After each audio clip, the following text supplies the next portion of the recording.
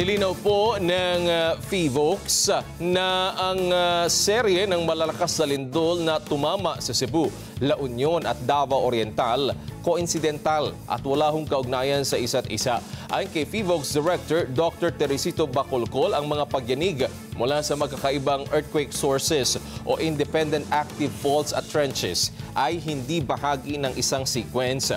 Aniya, magnitude 7.4 quake na tumama sa Davao Oriental noong Biyernes, October 10 na trigger ng Philippine Trench, habang ang magnitude 4.4 earthquake naman na tumama sa Pugo, La Union noong October 9 na trigger ng Philippine Fault.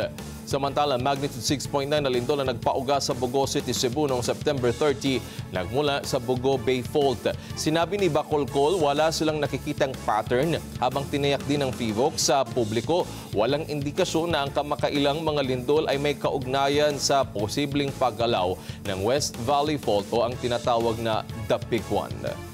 Every time naman na may malalakas na taglindol sa Pilipinas, palagi sinasabi, susunod na sa West Valley Fault. Hindi pa naman nangyari. So parang nasanay na po tayo sa PHIVOLCS na palaging na-associate kaagad yung The Big One with other events in the country.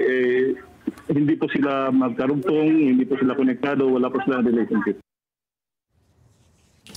Samantala, sinabi pa ng PHIVOLCS Chief, wala pa sa siyensya ang kakayanang makapag-predict ng paparating na lindol, higaya ng bagyo na maaaring ma-predict ang pagtama nito. Wala pa po tayong technology. We can only have an estimate of its recurrence interval, but yung technologies mismo, like katulad ng ginagamit sa bagyo, ay wala pa po yan sa siyensya.